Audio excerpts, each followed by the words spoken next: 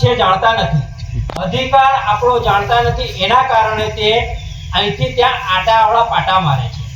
તેના કારણે ઘણા ખરા લોકોની જમીન ગતી રહી છે. કેમ આ જમીન ગતી રહી? કેમ કે તે અધિકાર જ નથી જાણતા. આ અધિકાર જાણવા માટે આપણે વિશ્વ આદિવાસી અધિકાર દિવસ પંચમહાલ ગોધરાના અંદર ઉજવવાનું નક્કી કર્યું છે. અહીં બેઠેલા દરેક લોકોએ આ અધિકાર જે જાણકારી અહીંથી મળશે તે આપણા ગામડાના દરેક લોકોને, સિટીના દરેક લોકોને કહેવાનો છે કે ભાઈ આપણા જોડે આ પાવર છે. ઓનર ઓફ ઇન્ડિયા છીએ આપણે. બીજા કોઈ સમાજ પોતાની ગાડી ઉપર કે પોતાને કહી નથી શકતા કે અમે ભારત દેશના માલિક છીએ. આપણે છાતી ઠોકીને કહી શકીએ છીએ કે અમે ભારત દેશના માલિક છીએ. પણ માલિકને ખબર નથી કે ભાઈ અમે માલિક છીએ. તે તો હાલો નોકર થઈ ફર્યા કરે. એટલે આ જાગૃતતા લાવવાની જરૂર આપણા અંદર હોવી જોઈએ. એટલે આપણે આદિવાસી અધિકાર દિવસ પંચમહાલ ગોધરા અંદર ઉજવવાનું શરૂઆત કર્યું છે. ને આદિવાસીનું બળનસીબ તો દેખો, આ લોકોએ આપણને ભાગરૂપ બધા ભાગલા વેચા કરી નાખ્યા. કોકને રાઠવા કરી દીધા, કોકને નાયક કરી દીધા, કોકને ભીલ કરી દીધા, ગરસિયા કરી દીધા. આ બહુ મોટું ષડયંત્ર છે.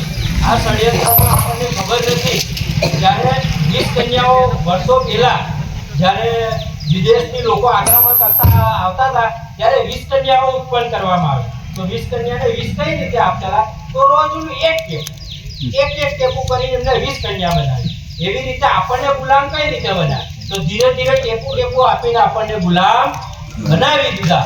આ ગુલામીમાંથી જો આ સુધી તમે બહાર નહીં નીકળશો ને, તમારા સમાજનો ઉદ્ધાર થવાનો નથી. એના માટે આપણે જાગૃત થવું પડશે. એના માટે આપણે લડવું પડશે. કે મારો છેલ્લો ગામનો લોકો છે ને, એને મારે જણાવવું પડશે કે આદિવાસીના સાચા હક અધિકાર શું છે. એના માટે આપણે સૌ અહીં ભેગા થયા છીએ. એના માટે આજે આપણે અહીં મળીએ છીએ. કેમ કે આપણે અહીં બેઠા છીએ ને, આટલા લોકોને ખબર છે કે મારો સમાજ ખાડામાં જઈ રહ્યો છે. આપણા અંદર જાગૃતતા છે. એના માટે આજે આપણે અહીં આવ્યા છીએ. આપણી આ જાગૃતતા આપણે શું કરવી છે? તો આપણા છેલ્લામાં છેલ્લા ભાઈ સુધી પહોંચાડવી છે. આ જાગૃતતાને પહોંચાડવાના ભાગરૂપે આપણે આજે મળીએ છીએ. કેવા આ લોકોએ તો આપણને વિખુટા પાડી દીધા છે, પણ આપણે એક થવું પડશે. જો એક થઈને લડો ને તો જાઓ. આજે આપણે દેખીએ છીએ હમણાં ભાદરવો અને આસો મહિનો એટલે ક્યાં જવાનું? અંબાજી જવાનું, રણુજા જવાનું. આ આપણા સૌથી મોટામાં મોટા સંઘ જો જતા હોય ને તો અંબાજી, રણુજા અને પાવાગઢ જાય છે. બોલ મારી અંબે, જય જય અંબે. પણ ત્યાં જવાથી આપણો ઉદ્ધાર થવાનો નથી.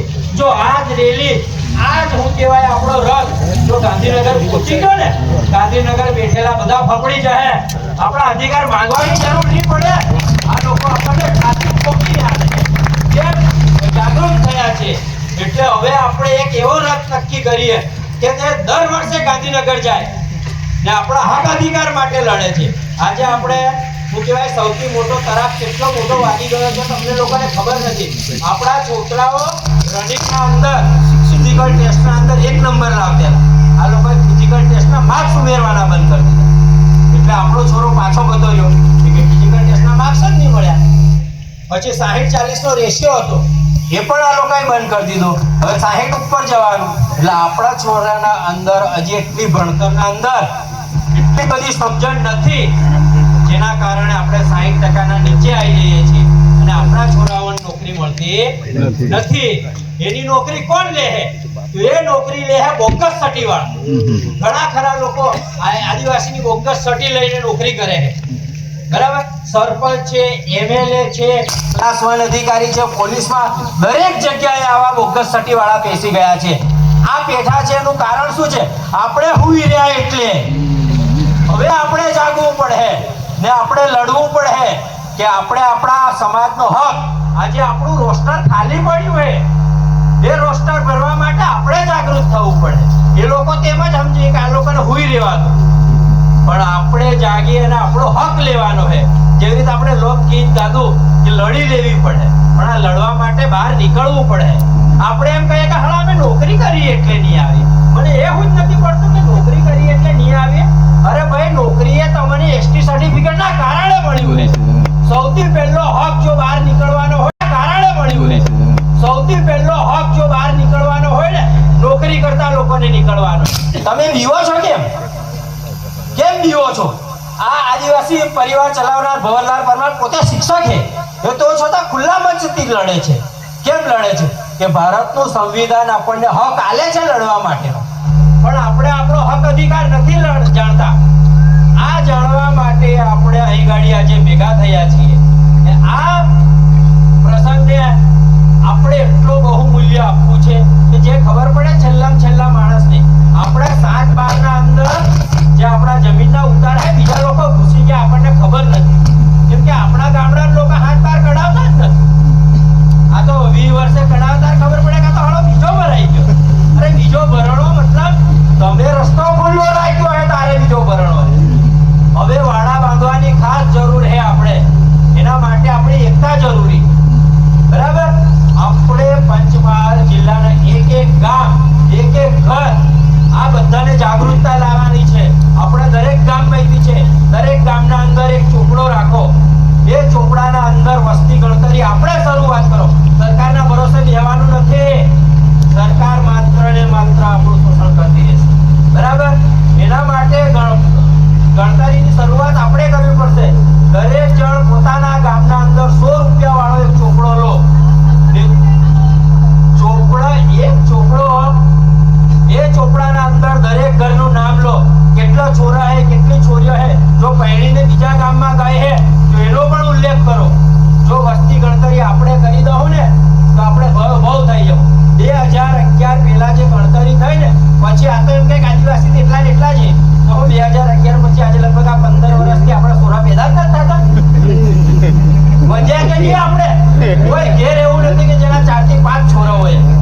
તો આપણી વસ્તી તો 3 થઈ. એટલે આપણો હક, અધિકાર, આપણો રોસ્ટર, આપણું અનામત લોકોએ ત્યાં અટકાઈ રાખ્યું છે. વધારે નથી કહેતો. એટલે આ જાગૃતતા લાવવાનું મેન કારણ એ છે કે આપણે વિશ્વ આદિવાસી અધિકાર દિવસ શું છે એ આપણે ઉજવવો છે. તમે દરેક ગામના અંદર જેવી રીતે આ મિલન કર્યું, હવે ગામના અંદર આપણે એવું કરશું કે ગામ મિલન રાખશું. છેલ્લામાં છેલ્લા માણસ સુધી આપણે કરશું. ગામ મિલનથી જ આપણે વધારે લોકો સુધી પહોંચી શકશું. ને આપણે વધારે લોકો સુધી પહોંચવું છે એટલે ગામ મિલન જરૂરી છે. બરાબર? એના માટે આપણે દરેક ગામના અંદર એક ફળિયું હોય તો ફળિયા મિલન કરવું. પણ એ માણસ સુધી આદિવાસી અધિકાર દિવસ શું છે, તારો અધિકાર શું છે એને આપણે જણાવશું. જ્યાં સુધી એ જણાવશું ને ત્યાં સુધી આપણે ફૂટીને મરી જવું, આપણને કશું મળવાનું નથી. આ લોકોએ પ્રાઇવેટ સેક્ટર બધું લઈ આવ્યા, આપણા હક અધિકાર લૂંટી લીધા. આપણને અનામત શું કહેવાય યાદ રાખો, દાન ધર્મ બી નથી આવતા આ લોકો.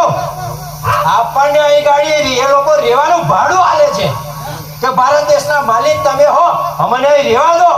એનું ભાડું આપણને આલે છે. પણ માલિકને ખબર નથી કે આ લોકો ભાડું આલે છે. માલિકને તે ખબર છે કે અનામત આલે. અરે અનામત નહીં, એ લોકો અહીં રહે છે એનું ભાડું આલે છે આપણને. એટલે એના માટે જાગૃતતા લાવવાની વિશેષ જરૂર છે. ભણતા છોકરાઓ વિશેષ વાંચે આપણા હક અધિકાર.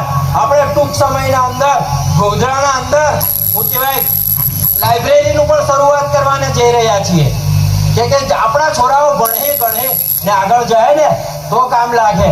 ડોક્ટર ભીમરાવ બાબા સાહેબ આંબેડકરે એક વાત કરી છે કે શિક્ષણ વો શેરની કા દૂધ હે जिसने पिया वो दहाड़ा है.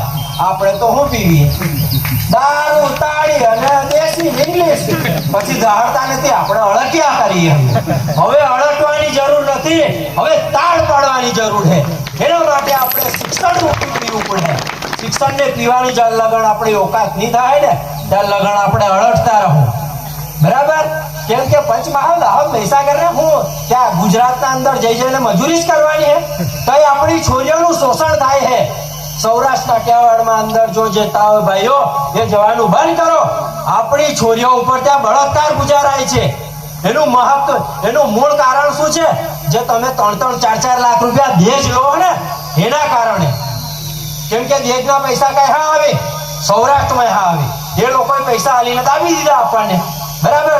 એટલે આપણી છોરીઓ ઉપર પેલા પૈસા વસૂલ કરે છે. એટલે સૌરાષ્ટ્રમાં કામે જવાનું બંધ કરો. આપણે અહીં ગાડી ખેત મજૂરી કરો, અહીં ઘણું મળશે. આપણા ધંધા વિકસાવો. એના માટે શિક્ષણની ખૂબ જરૂર છે. મારી વાણીને અહીં વિરામ આપું છું. જય જોહાર, જય આદિવાસી.